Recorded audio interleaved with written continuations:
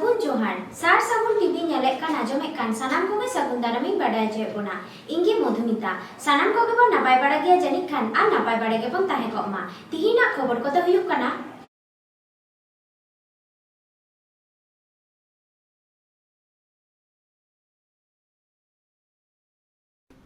राष्ट्रपति हेप्राव सेलेद आकान द्रौपदी मुर्मू साव ᱧᱟᱯᱟᱢᱮᱱᱟ ᱠᱚ ᱵᱟᱦᱟ ᱛᱷᱩᱯᱱᱟᱹᱜ ᱟᱱᱛᱮ ᱥᱟᱸᱜᱮ ᱟᱹᱫᱤᱵᱟᱹᱥᱤ ᱥᱚᱝᱜᱚᱴᱷᱚᱱ ᱠᱚ ᱥᱟᱱᱛᱟᱲᱤ ᱢᱤᱰᱤᱭᱟᱢ ᱵᱟᱹᱜᱤ ᱠᱟᱛᱮ ᱵᱟᱝᱞᱟ ᱢᱤᱰᱤᱭᱟᱢ ᱥᱠᱩᱞ ᱛᱮ ᱯᱟᱹᱴᱷᱩᱣᱟᱹ ᱠᱚ ᱫᱟᱹᱲ ᱮᱫᱟ ᱵᱟᱸᱠᱩᱲᱟ ᱡᱮᱞᱟ ᱨᱮᱱᱟᱜ আমপাটা প্রাইমারি স্কুল খন 15 আনা রাষ্ট্রপতি বাছনাও হই লাগিদᱚᱜ ᱠᱟᱱᱟ ᱫᱟᱨᱟᱭᱠᱟᱱ 18 ᱡᱩᱞᱟᱭ 2022 ᱢᱟᱹᱦᱤᱛ ᱟᱨ ᱚᱨᱡᱚ ᱵᱟᱰᱟᱭ ᱧᱟᱢᱚᱜᱼᱟ 21 ᱡᱩᱞᱟᱭ 2022 ᱦᱤᱞᱳᱜ ᱚᱱᱟ ᱢᱟᱲᱟᱝ ᱡᱚᱛᱚ ᱯᱚᱱᱚᱛ ᱦᱤᱨᱤ ᱟᱹᱪᱩᱨᱮᱫ ᱠᱟᱱᱟᱭ ᱨᱟষ্ট্রপতি ᱦᱩᱭ ᱞᱟᱹᱜᱤᱫᱚᱜ ᱠᱟᱱ এনডিএ ᱠᱷᱚᱱ ᱵᱟᱥᱟᱣ ᱦᱚᱪᱚ ᱟᱠᱟᱱ দ্রৌপদী মুর্মু 11 জুলাই 2022 পশ্চিম বাংলা পনᱚᱛ ᱦᱮᱡ ᱞᱮᱱᱟᱭ ᱢᱟᱱᱚᱛᱟᱱᱤ দ্রৌপদী মুর্মু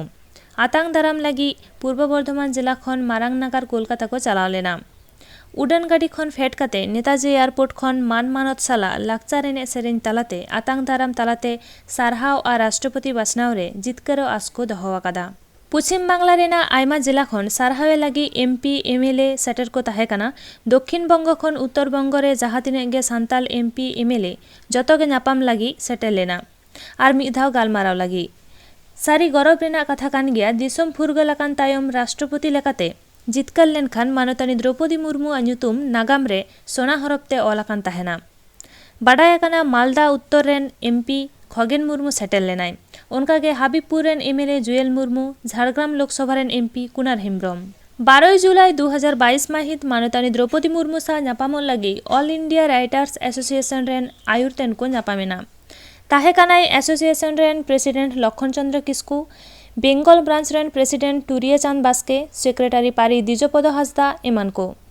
पश्चिम बंग आदिवासी कल्याण समिति पाहटा खन हो मानतानी द्रौपदी मुर्मू साव को ᱧᱟᱯᱟᱢᱮᱱᱟ समिति पाहटा खन को ताहे काना मितन चंद्र टुडू शिल्पी मुंडा महेंद्रनाथ सोरेन सुमित कुमार हेम्ब्रम सुशांत मुर्मू आसेका पश्चिम बंग ब्रांच पाहटा से सारे धर्म कोड कमिटी पाहटा खन हो डॉक्टर सुबोध हांसदा आयुरते बाहा थुपना आते नेपेल ᱧᱟᱯᱟᱢ रेना डगर ᱧᱟᱢ आकाना मनोज गुप्ता हमारे विधानसभा के और विधायक है खगेन मुर्मू हमारे सांसद मुर्मू और वाइस प्रेसिडेंट तिरुका मित्रो विधायिका है निर्भया दीदी के नाम से सब जानते हैं जुएल मुर्मू हमारे एसपी मोर्चा के प्रेसिडेंट स्टेट प्रेसिडेंट और विधायक दीदी नाम बोलून रंजना बावड़ी फोटो विधायक क्या है हमारे सोनाली मुर्मू हमारे स्टेट की सेक्रेटरी आप देखिए सारे मुर्मू एक साथ इकट्ठे करके लेके आए बाकी के जिले में वो है तो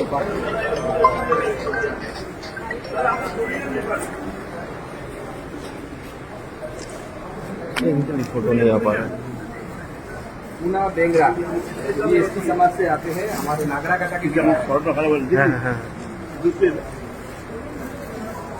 प्रणय रॉय ऑफिस सेक्रेटरी हमारे इनको देने दीजिए मेजदा पूरा नाम उमाशंकर घोष जोशीदार है सब मेजदा नाम से मैडम हमारे मीडिया रिलेशन सोनाली मुर्मू हमारे स्टेट की सेक्रेटरी आप देखिए सारे मुर्मू एक साथ इकट्ठे करके लेके आए बाकी के जिले में वो है तो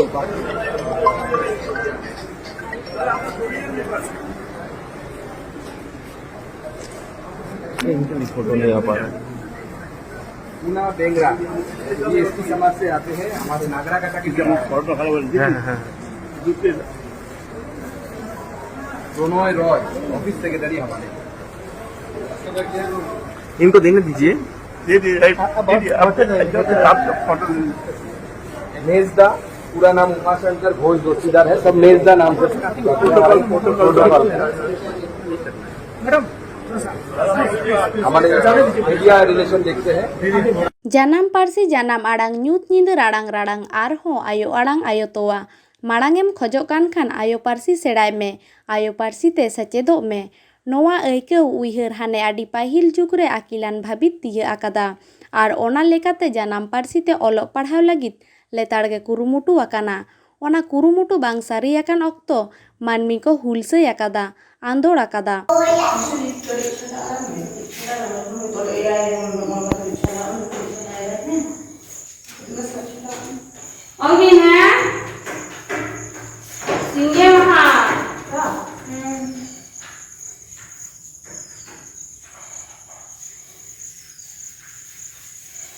Singge maha.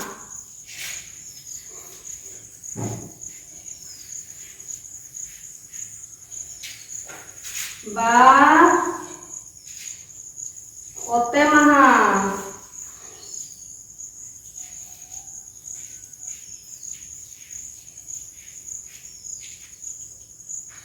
Pe.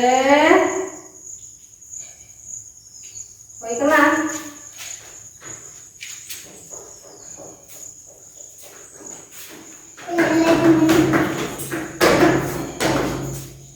Mari hantar lagi. Betul, semua pilihan lagi.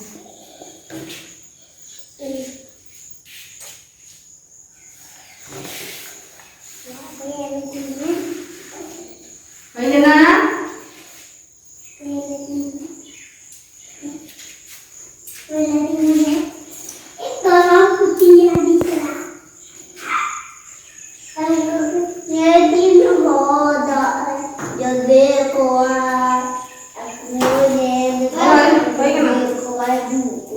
Bale maha.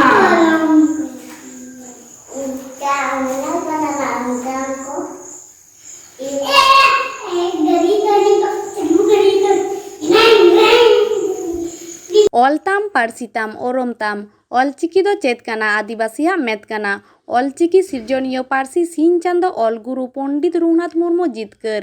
Ol Chiki কে করলে খুন দিকে দিকে জ্বলবে আগুন নংকা জিᱭᱟᱹᱛ আᱲᱟᱝ ᱛᱟᱨ ᱠᱚ ᱟᱸᱡᱚᱢᱚᱜ ᱵᱷᱟᱨᱚᱛ ᱫᱤᱥᱚᱢ ᱠᱚᱢ ᱵᱮᱥᱤ ᱥᱟᱱᱛᱟᱲ ᱠᱚ ᱜᱤᱨᱟᱹᱵᱟᱥ ᱠᱟᱱ ᱯᱚᱱᱚᱛ ᱠᱚᱨᱮ ᱥᱟᱶᱛᱮ ᱯᱚᱲᱥᱤ ᱫᱤᱥᱚᱢ ᱵᱟᱝᱞᱟ ᱫᱤᱥᱚᱢ ᱱᱮᱯᱟᱞ ᱫᱤᱥᱚᱢ ᱠᱚᱨᱮ ᱦᱚᱸ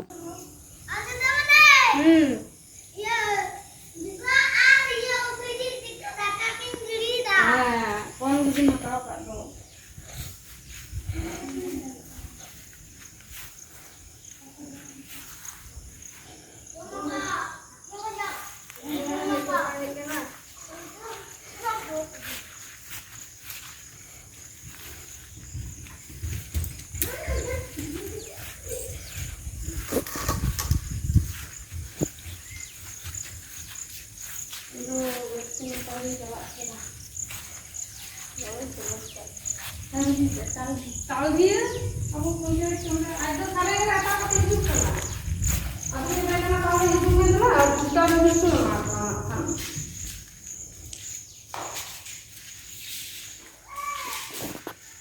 Macam dia tu yang boleh.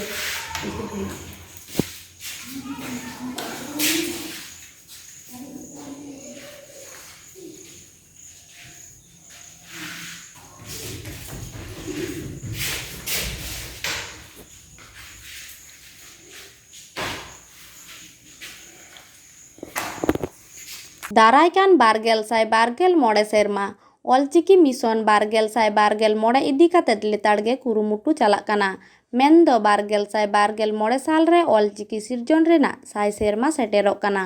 100 ᱥᱮᱨᱢᱟ ᱢᱩᱫᱽᱨᱮ ᱥᱟᱱᱟᱢ ᱠᱚ ᱛᱟᱞᱟᱨᱮ ᱚᱞᱪᱤᱠᱤ ᱪᱷᱟᱨᱟᱣ ᱯᱟᱥᱱᱟᱣ ᱠᱟᱜ ᱨᱮᱱᱟᱜ ᱠᱩᱨᱩᱢᱩᱴᱩ ᱢᱤᱫᱥᱮᱡ ᱟᱛᱳ ᱟᱛᱳ ᱥᱟᱱᱟᱢ ᱠᱚ ᱚᱞᱪᱤᱠᱤ ᱥᱮᱬᱟ ᱟᱠᱚ ᱨᱮᱱᱟᱜ ᱠᱩᱨᱩᱢᱩᱴᱩ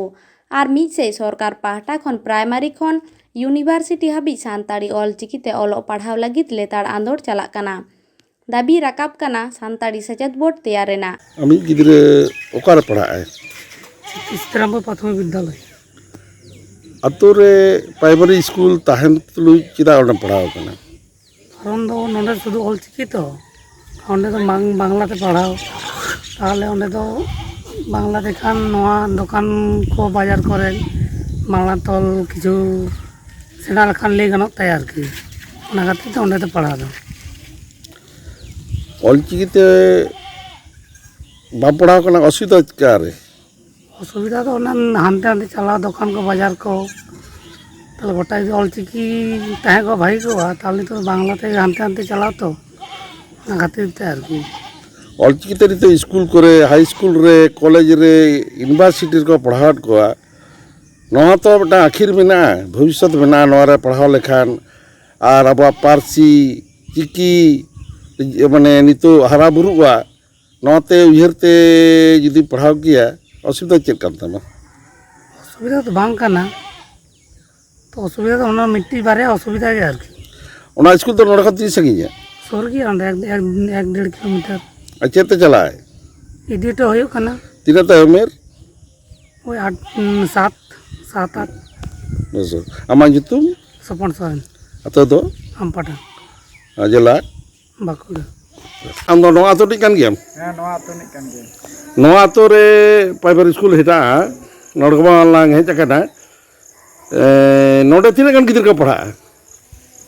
2 ᱦᱚᱲ ᱜᱟᱱ ᱯᱮ ᱦᱚᱲ ᱫᱚ ᱚᱞᱪᱤᱠᱤ ᱚᱞᱪᱤᱠᱤ ᱛᱮᱜᱮ ᱯᱟᱲᱦᱟᱜᱼᱟ. ᱱᱚᱰᱮ ᱫᱚ ᱵᱟᱝᱞᱟ ᱵᱟᱹᱱᱩᱜᱼᱟ ᱵᱟᱝᱞᱟ ᱵᱟᱹᱱᱩᱜᱼᱟ. ᱛᱚ ᱱᱚᱰᱮ ᱛᱚ ᱟᱹᱰᱤ ᱢᱟᱨᱟᱝ ᱟᱛᱳ ᱠᱟᱱᱟ ᱛᱟᱦᱞᱮ ᱩᱱᱠᱩ ᱜᱤᱫᱽᱨᱟᱹ ᱫᱚ ᱚᱠᱟ ᱨᱮᱠᱚ ᱪᱟᱞᱟᱜ ᱠᱟᱱᱟ ᱯᱟᱲᱦᱟᱜ ᱫᱚ? उनको दो बामड़े आतो जहाँ सीतारामपुर को मेता करना कम करे 2 किलोमीटर संगीना जहाँ दो उनको ये तक चिकी तक पढ़ा लेखान बास बाको ठुकिया दुकान रे बाको सौदा दाड़िया और जहाँ बाहरी दाड़ान हो बांको दाड़िया अदो कम करे 2 किलोमीटर हो संगीन ᱟᱫᱚ ᱱᱚᱰᱮ ᱢᱟᱥᱴᱟᱨ ᱛᱤᱱᱟᱹᱜ ᱦᱮᱱᱟᱜ ᱠᱚᱣᱟ? ले लेखान दो 4 हड़ ᱟᱫᱚ ᱡᱚᱛᱚ ᱜᱮ ᱪᱤᱠᱤ ᱨᱮᱱ ᱢᱟᱥᱴᱟᱨ ᱠᱟᱱᱟ ᱠᱚ ᱜᱤᱫᱽᱨᱟᱹ ᱫᱚ ᱯᱮᱭᱟ ᱯᱩᱱᱭᱟ ᱠᱟᱱᱟ ᱠᱚ ᱟᱪᱪᱷᱟ ᱱᱚᱰᱮ ᱡᱩᱫᱤ ᱱᱚᱣᱟ ᱥᱠᱩᱞ ᱥᱚᱨᱠᱟᱨᱮ ᱵᱚᱱᱫᱚᱭᱟ ᱛᱟᱦᱞᱮ ᱟᱵᱚᱣᱟᱜ ᱱᱚᱣᱟ ᱪᱮᱫ ᱦᱩᱭᱩᱜᱼᱟ ᱱᱚᱣᱟ ᱟᱛᱳ ᱨᱮᱭᱟᱜ ᱫᱚᱥᱟ? चेत हुआ एमनी के तहना ᱟᱸᱡᱚᱢᱚᱜ ᱠᱟᱱᱟ ᱵᱟᱝᱢᱟ ᱟᱹᱰᱤ ᱥᱠᱩᱞ ᱠᱚ ᱱᱚᱝᱠᱟ ᱜᱤᱫᱽᱨᱟᱹ ᱠᱚ ᱦᱚᱛᱮᱛᱮ ᱵᱚᱱᱫᱚᱜ ᱠᱟᱱᱟ ᱛᱟᱦᱞᱮ ᱟᱯᱮ ᱟᱛᱳ ᱦᱚᱲ ᱛᱚᱨᱚᱯ ᱠᱷᱚᱱ ᱪᱮᱫ ᱯᱮ ᱪᱤᱠᱟᱹᱭᱟ? अब असल दो कना जुदी दोहो लेखान तो भागी के जिनिस कान गया आ जाते को पढ़ा मान ओना हो एटांग चिकी को पढ़ा मान सानताड़ी शिक्षिता उन्नयन होयो ओना को इन दिन मने ᱟᱢᱟᱜ ᱧᱩᱛᱩᱢ? या नितुम साहबराम हंसो ᱟᱛᱳ? आतो अम्पटा ᱡᱮᱞᱟ? जिला बांकुड़ा ᱛᱷᱟᱱᱟ? थाना सारंगा ᱱᱚᱣᱟ ᱟᱛᱳ ᱨᱤᱱᱤᱡ ᱠᱟᱱ ᱜᱮᱭᱟᱢ? हाँ ᱟᱪᱪᱷᱟ ᱱᱚᱣᱟ ᱟᱛᱳ ᱨᱮᱱᱟᱜ ᱯᱨᱟᱭᱢᱟᱨᱤ ᱥᱠᱩᱞ ᱨᱮ ᱛᱤᱱᱟᱹᱜ ᱜᱟᱱ ᱜᱤᱫᱽᱨᱟᱹ ᱠᱚ ᱯᱟᱲᱦᱟᱜᱼᱟ? 4 हड़ गान को पढ़ा ᱱᱚᱣᱟ ᱟᱛᱳ ᱫᱚ ᱢᱟᱨᱟᱝ ᱜᱮᱭᱟ ᱛᱟᱦᱞᱮ ᱱᱚᱰᱮᱱ ᱜᱤᱫᱽᱨᱟᱹ ᱠᱚᱫᱚ ᱛᱟᱦᱞᱮ ᱚᱠᱟᱨᱮ ᱥᱠᱩᱞ को ᱪᱟᱞᱟᱜ ᱠᱟᱱᱟ? अदो नोड़े अधे आरो एटा को से को इदी वा नुका गे ᱟᱪᱪᱷᱟ ᱱᱚᱰᱮ ᱪᱮᱫᱟᱜ ᱩᱱᱠᱩ ᱜᱤᱫᱽᱨᱟᱹ ᱵᱟᱠᱚ ᱯᱟᱲᱦᱟᱜ ᱠᱟᱱᱟ? अदो ओना हा तो इंतर बाइन ले दड़े कना नका ᱱᱚᱰᱮ ᱫᱚ ᱚᱞᱪᱤᱠᱤ ᱛᱮᱠᱚ ᱯᱟᱲᱦᱟᱣᱮᱫ ᱠᱚᱣᱟ ᱛᱚ ᱵᱟᱝᱞᱟ ᱫᱚ ᱵᱟᱝ ᱥᱮ ᱵᱟᱝᱞᱟᱛᱮ ᱵᱟᱠᱚ ᱯᱟᱲᱦᱟᱣᱮᱫ ᱠᱚᱛᱮ ᱱᱩᱠᱩ ᱦᱟᱸᱰᱮ ᱠᱚ ᱤᱫᱤᱭᱮᱫ ᱠᱚᱣᱟ ᱮᱴᱟᱜ ᱥᱠᱩᱞ ᱛᱮ? हाँ ओना मा कथा ठीक गेम ले चोय दा किंतु अदो नका जेजार गिद्रे रेन जा अभिभावक उनको को ना को ले दाड़े ठीक से दो मखान तो इना व्यक्तिगत तो दिन ले दा जे अतो रे जितु स्कूल मेना अब आड़ांग ते हुई कना पहाड़ का दिगे भागे को ᱟᱢᱟᱜ ᱧᱩᱛᱩᱢ? इना नितुम दो भूषण मांडी ᱟᱛᱳ? आमपाटा ᱡᱮᱞᱟ? बाकुड़ा ᱟᱹᱵᱤᱱ ᱫᱚ ᱱᱚᱰᱮ ᱱᱚᱣᱟ ᱢᱤᱰ ᱰᱮ ᱢᱤᱞ ᱵᱤᱱ ᱤᱥᱤᱱᱟ? ᱟᱹᱞᱤᱧ ᱮᱠᱞᱟ ᱫᱚ ᱵᱟᱝ 10 ᱡᱚᱱ ᱜᱩᱨᱩ ᱛᱤᱱᱟᱹᱜ ᱜᱤᱫᱽᱨᱟᱹ ᱵᱤᱱ ᱤᱥᱤᱱ ᱠᱚᱣᱟ? ᱱᱤᱛᱚᱜ ᱵᱚᱨᱛᱚᱢᱟᱱ ᱫᱚ 5 ᱟᱪᱪᱷᱟ ᱱᱚᱣᱟ ᱟᱛᱳ ᱛᱚ ᱱᱚᱰᱮ ᱨᱤᱱᱤᱡ ᱠᱟᱱ ᱜᱮᱭᱟᱢ? ᱱᱚᱣᱟ ᱟᱛᱳ ᱨᱤᱱᱤᱡ ᱠᱟᱱ ᱜᱮᱭᱟᱢ? ᱦᱮᱸ ᱱᱚᱣᱟ ᱟᱛᱳ ᱫᱚ ᱟᱹᱰᱤ ᱢᱟᱨᱟᱝ ᱜᱮᱭᱟ ᱟᱹᱰᱤ ᱩᱛᱟᱹᱨ ᱜᱤᱫᱽᱨᱟᱹ ᱦᱮᱱᱟᱜ ᱠᱚᱣᱟ ᱯᱨᱟᱭᱢᱟᱨᱤ ᱨᱮ ᱯᱟᱲᱦᱟᱜ ᱞᱮᱠᱟᱱ ko ᱛᱟᱦᱞᱮ ᱪᱮᱫᱟᱜ ᱩᱱᱠᱩ ᱜᱤᱫᱽᱨᱟᱹ ᱵᱟᱠᱚ ᱦᱤᱡᱩᱜ ᱠᱟᱱᱟ? ᱪᱤᱠᱤ ᱠᱷᱟᱹᱛᱤᱨ ᱛᱮ ᱵᱟᱝ ᱠᱚ ᱦᱤᱡᱩᱜ ᱠᱟᱱᱟ ᱚᱞᱪᱤᱠᱤ ᱠᱷᱟᱹᱛᱤᱨ ᱯᱟᱲᱦᱟᱣ ᱠᱟᱛᱮ ᱠᱚ ᱵᱟᱠᱚ ᱦᱤᱡᱩᱜ ᱠᱟᱱᱟ ᱟᱫᱚ ᱱᱚᱰᱮᱱ ᱜᱟᱨᱡᱮᱱ ᱠᱚᱠᱚ को गलमाराव बड़ा आकात को जे चिकी ते पढ़ाव को चिकी ते गोटा आंदोलन दाका चिकी ते पढ़ाव रेदा हड़ आतो करे ताहलो चेदा बको गोलेट को गिद्रे কি জানি ওনার তো বালি নিয়ে দাঁড়িয়ে না তো ওনার তো Abina gitu অঞ্জলি কিসকি atau আমপাতা jela বাঁকুড়া ᱡᱟᱦᱟᱸ ᱵᱤᱫᱟᱹᱞ ᱥᱟᱱᱛᱟᱲᱤ ᱨᱚᱨᱚᱲᱟᱱ ᱢᱟᱹᱱᱢᱤ ᱥᱟᱱᱛᱟᱲᱤ ᱢᱟᱫᱽᱫᱷᱚᱢ ᱛᱮ ᱚᱞᱚᱜ ᱯᱟᱲᱦᱟᱣ ᱥᱮᱬᱟ ᱠᱟᱛᱮᱫ ᱚᱱᱟ ᱛᱟᱞᱟᱛᱮ ᱱᱟᱣᱟ ᱠᱟᱨᱛᱮ ᱵᱟᱧᱪᱟᱣ ᱨᱮᱱᱟᱜ ᱱᱟᱣᱟ ᱟᱸᱥ ᱠᱩᱠᱢᱩ ᱠᱚ ᱧᱮᱞ ᱮᱫᱟ ᱚᱱᱠᱟᱱ ᱚᱠᱛᱚ ᱨᱮ ᱵᱟᱹᱲᱤᱡ ᱵᱚᱛᱚᱨ ᱰᱚᱜᱚᱨ ᱵᱟᱸᱠᱩᱲᱟ ᱟᱨ ᱡᱷᱟᱲᱜᱨᱟᱢ ᱡᱮᱞᱟ ᱥᱤᱢᱟᱹ ᱟᱲᱮ ᱫᱷᱟᱨᱮ ᱨᱮ ᱡᱚᱝᱜᱚᱞ ᱢᱚᱦᱚᱞ ᱨᱮᱱᱟᱜ ᱢᱤᱫ ᱥᱟᱱᱛᱟᱲ ᱟᱛᱳ ᱟᱢᱯᱟᱴᱟ ᱯᱨᱟᱭᱢᱟᱨᱤ ᱥᱠᱩᱞ ᱨᱮ ᱥᱟᱨᱥᱟᱹᱜᱩᱱ ᱴᱤᱵᱷᱤ ᱨᱤᱱᱤᱡ ᱠᱷᱚᱵᱚᱨᱤᱭᱟᱹ ᱥᱚᱱᱜᱤᱨᱤ ᱦᱮᱢᱵᱨᱚᱢ ᱛᱩᱱᱠᱷᱤ ᱛᱚᱞᱟᱥ ᱠᱟᱛᱮ ᱵᱟᱰᱟᱭ ᱧᱟᱢ ᱠᱮᱫᱟᱭ ᱚᱱᱟ ᱥᱠᱩᱞ ᱨᱮᱫᱚ ᱥᱟᱱᱛᱟᱲᱤ ᱢᱤᱰᱤᱭᱟᱢ ᱚᱞᱪᱤᱠᱤ ᱦᱚᱨᱚᱯ ᱛᱮ ᱠᱞᱟᱥ 1 ᱠᱷᱚᱱ 4 ᱫᱷᱟᱹᱵᱤᱡ ᱠᱚ ᱯᱟᱲᱦᱟᱣ ᱠᱚᱣᱟ। ᱱᱤᱭᱟᱹ ᱜᱷᱟᱹᱲᱤᱡ ᱥᱠᱩᱞ ᱨᱮ ᱯᱟᱹᱴᱷᱩᱣᱟᱹ ᱞᱮᱠᱷᱟ 4 ᱦᱚᱲ ᱟᱨ ᱢᱟᱪᱮᱫ ᱢᱟᱪᱮᱛᱟᱹᱱᱤ ᱠᱚᱦᱚᱸ 4 ᱦᱚᱲ, 2 ᱦᱚᱲ ᱫᱚ ᱯᱟᱨᱢᱟᱱᱮᱱᱴ ᱴᱤᱪᱟᱨ, 2 ᱦᱚᱲ ᱫᱚ ᱯᱮᱨᱟ ᱴᱤᱪᱟᱨ ᱵᱟᱦᱟᱞ ᱢᱮᱱᱟᱜ ᱠᱚᱣᱟ। ᱵᱟᱸᱠᱩᱲᱟ ᱡᱮᱞᱟ ᱨᱮᱱᱟᱜ ᱥᱟᱨᱮᱝᱜᱟ ᱛᱷᱟᱱᱟ ᱨᱮᱱᱟᱜ ᱟᱢᱯᱟᱴᱟ ᱟᱛᱳ ᱨᱮ ᱯᱩᱭᱞᱳ ᱫᱚ ᱠᱩᱥᱤ ᱨᱟᱹᱥᱠᱟᱹ ᱟᱛᱮᱫ ᱥᱟᱱᱛᱟᱲᱤ ᱢᱤᱰᱤᱭᱟᱢ ᱛᱮ ᱚᱞᱚᱜ ᱯᱟᱲᱦᱟᱣ ᱮᱛᱚᱦᱚᱵ ᱞᱮᱱᱟ। ᱢᱟᱪᱮᱫ ᱢᱟᱪᱮᱛᱟᱹᱱᱤ ko ᱵᱟᱦᱟᱨ ᱞᱮᱱᱟ। ᱱᱟᱯᱟᱭ ᱜᱮ ᱪᱟᱞᱟᱜ ᱠᱟᱱ ᱛᱟᱦᱮᱱᱟ। ᱚᱱᱟ ᱛᱟᱭᱚᱢ ᱵᱟᱹᱭ ᱵᱟᱹᱭᱛᱮ ᱯᱟᱹᱴᱷᱩᱣᱟᱹ ᱠᱚ ᱠᱚᱢ ᱪᱟᱞᱟᱜ ᱠᱟᱱᱟ। ᱥᱟᱨᱮᱡ ᱢᱮᱱᱟᱜ ᱠᱚᱣᱟ 4 ᱦᱚᱲ, ᱢᱟᱪᱮᱫ ᱢᱟᱪᱮᱛᱟᱹᱱᱤ ᱠᱚᱦᱚᱸ 4 ᱦᱚᱲ। ᱯᱟᱹᱴᱷᱩᱣᱟᱹ ko ᱦᱤᱡᱩᱜ ᱢᱟ, ᱥᱟᱱᱛᱟᱲᱤ ᱢᱤᱰᱤᱭᱟᱢ ᱛᱮᱠᱚ ᱯᱟᱲᱦᱟᱜ ᱢᱟ। ᱚᱱᱟ ᱵᱟᱵᱚᱫ ᱯᱟᱹᱴᱷᱩᱣᱟᱹ ᱠᱚᱨᱮᱱ ᱜᱟᱹᱞᱤᱢ ᱠᱚ ᱥᱟᱶ ᱢᱟᱪᱮᱫ ᱠᱚ ᱟᱹᱰᱤ ᱟᱭᱢᱟ ᱫᱷᱟᱣ ᱢᱤᱴᱤᱝ ᱜᱟᱞᱢᱟᱨᱟᱣ ᱦᱩᱭ ᱟᱠᱟᱱᱟ। ᱛᱚᱵᱮ ᱢᱮᱱᱠᱷᱟᱱ ᱫᱚᱢᱮ ᱱᱟᱯᱟᱭ ᱚᱨᱡᱚ ᱫᱚ ᱵᱟᱝ ᱧᱟᱢ ᱟᱠᱟᱱᱟ। ᱟᱭᱢᱟ ᱜᱟᱨᱡᱮᱱ ᱠᱚᱠᱚ ᱞᱟᱹᱭ ᱟᱠᱟᱫᱟ ᱮᱠᱮᱱ ᱥᱟᱱᱛᱟᱲᱤ ᱥᱮᱬᱟ ᱠᱟᱛᱮᱫ ᱫᱚ ᱡᱚᱢ ᱵᱟᱝ ᱧᱟᱢᱚᱜᱼᱟ, ᱪᱟᱹᱠᱨᱤ ᱵᱟᱝ ᱧᱟᱢᱚᱜᱼᱟ, ᱦᱟᱴ ᱵᱟᱡᱟᱨ ᱫᱚᱠᱟᱱ ᱯᱟᱴ ᱦᱚᱸ ᱪᱟᱞᱟᱜ ᱵᱟᱝ ᱜᱟᱱᱚᱜᱼᱟ। ᱚᱱᱟ ko ᱩᱭᱦᱟᱹᱨ ᱵᱷᱟᱵᱽᱱᱟ ᱠᱟᱛᱮᱫ ᱚᱱᱟ ᱟᱛᱳ ᱨᱮᱱ ᱜᱤᱫᱽᱨᱟᱹ ᱯᱤᱫᱽᱨᱟᱹ ᱠᱚᱫᱚ ᱟᱛᱳ ᱨᱮᱱᱟᱜ ᱥᱟᱱᱛᱟᱲᱤ ᱢᱤᱰᱤᱭᱟᱢ ᱥᱠᱩᱞ ᱨᱮ ᱯᱟᱲᱦᱟᱣ ᱵᱟᱹᱜᱤ ᱠᱟᱛᱮᱫ ᱥᱟᱺᱜᱤᱧ ᱫᱤᱠᱩ ᱟᱛᱳ ᱛᱮ ᱵᱟᱝᱞᱟ ᱢᱤᱰᱤᱭᱟᱢ ᱛᱮ ᱯᱟᱲᱦᱟᱜ ᱠᱚ ᱪᱟᱞᱟᱜ ᱠᱟᱱᱟ। ᱥᱟᱱᱛᱟᱲᱤ ᱢᱤᱰᱤᱭᱟᱢ ᱛᱮ ᱚᱞ ᱯᱟᱲᱦᱟᱣ ᱛᱚᱡᱵᱤᱪ ᱨᱮ ᱢᱮᱱᱟᱜ ᱠᱚ ᱴᱷᱮᱱ ᱫᱚ ᱟᱹᱰᱤ ᱵᱟᱹᱲᱤᱡ ᱰᱚᱜᱚᱨ ᱜᱮ ᱥᱮᱴᱮᱨ ᱟᱠᱟᱱᱟ। मैं नोडे का मैं मचतिया হ্যাঁ अच्छा नोडे तीना kan गिद्रा को पढ़ा करना तो নিতো পিয়া नवा तो आतो तो आड़ी बारंग है হ্যাঁ মারাং গে ताहले उनको गिद्रा तो का कर को पढ़ा करना उनको नोडे मा सानताली ते ऑलक पढ़ाव हुयुग कना ओना खातिर बांग्ला ते ऑलक लगी एटाग सेद को इदियेद कोवा ऑलचिकी हाँ हाँ अखर ते सानताली ते पढ़ा हुयुग करना उनको की ना बांग्ला जहाँ को पढ़ा को बांग्ला रे ओडे को चलक करना हाँ अदर नवा लेते गार्जियन को पे लई काट को हाँ मारांग मिदबार कथा मेन हुई लेन गिया जे नोडे गे बोन ऑलक सानताली तेगे आबो इये तेगे अदर गार्जियन को तो चेक को लई किदे उन्दो को लेदा बांग आलेरेन दो बाजार शहर को चलाआ बाजार रे बास रे ऑल बांग तहना सानताली ते से आबो ऑलचिकी ते बांग्ला तेगे तहन कना ओना हते नोडे तीन हट पे नितो पे मास्टरी है हेतु दो 4 हर परमानेंट परमानेंट 12 हर आलिंग दो पेरा सानताली तार पे टीचर है तभी अमा जितु इन्या nyutum do Saraswati Murmu atau do itu do Ampata jela jela do Bakura abin node tison bin maceti ya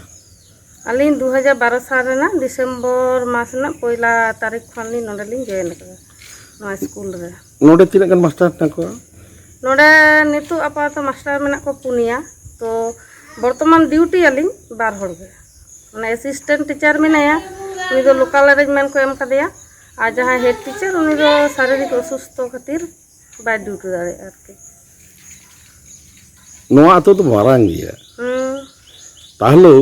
kita gidra bako hijuk kena nona karan je नवा कारण दो कुली बड़ा हुई कना आदि गार्जियन गे जे चिकी खातिर बाको पढ़ाव को लगी दो कना ऑलचिकी होते होय ऑलचिकी ते नोडे दो पठन पठन हुयुक कना हुयुआ हाँ बांग्ला को नाम कना ले दो चिकी को पढ़ा होचोन किंतु तार मध्य मेटन जुदी बोई हयतो बांग्ला तको सेणाया नय रास्ता घाट को उडुगोआ से दुकान बाजार को चला ओना बांग्ला कटी सेणा लगती को मनेदा को ado चिकीते तो बा गोटा दिसम के को आंदोलन दा चिकीते पढ़ाव हुयुक मा ado चिदा दो नोडे हर दो कटका को मनेदा ओना दो आदो जेजार व्यक्तिगत व्यापार तो मेटन गिद्रा माने दायित्व तो गार्जियन गे आई गिद्रा चेते इदियाय से बाय पढ़ाया से पढ़ाया ओना संपूर्ण आया निजस्व व्यापार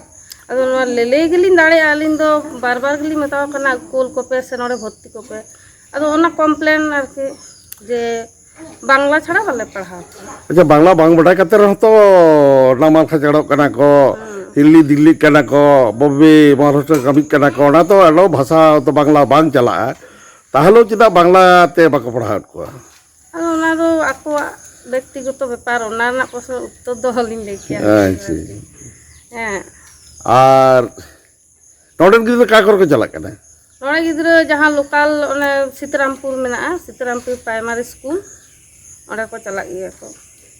ᱜᱟᱰᱟ ᱯᱟᱨᱚᱢ ᱠᱟᱛᱮ ᱪᱟᱞᱟᱜ ᱦᱩᱭᱩᱜᱼᱟ ᱟᱨᱠᱤ ᱜᱟᱰᱟ ᱵᱨᱤᱡ ᱵᱟᱫ ᱫᱷᱟᱨᱮ ᱛᱮᱜᱮ ᱜᱟᱰᱟ ᱢᱮᱱᱟᱜᱼᱟ ᱛᱚ ᱚᱱᱟ ᱥᱩᱵᱤᱫᱷᱟ ᱠᱷᱟᱹᱛᱤᱨ ᱜᱮ ᱱᱚᱰᱮ ᱥᱠᱩᱞ ᱥᱚᱨᱠᱟᱨᱮ ᱛᱚᱭᱨᱤ ᱞᱮᱫᱟ ᱡᱮ ᱜᱟᱰᱟ ᱦᱮᱡ ᱥᱮᱱ ᱥᱩᱵᱤᱫᱷᱟ ᱛᱟᱯᱚᱨᱮ ᱠᱟᱹᱴᱤᱡ ᱥᱟᱺᱜᱤᱧ ᱜᱮᱭᱟ ᱛᱟᱞᱟᱨᱮ ᱢᱟᱴ ᱯᱟᱲᱟᱜᱼᱟ ᱢᱟᱴ ᱠᱚ ᱯᱟᱨᱚᱢ ᱠᱟᱛᱮ ᱪᱟᱞᱟᱣ ᱦᱩᱭᱩᱜᱼᱟ नोडे खन तो तीन संगिया ᱦᱩᱭᱩᱜᱼᱟ 1.5 किलोमीटर हुआ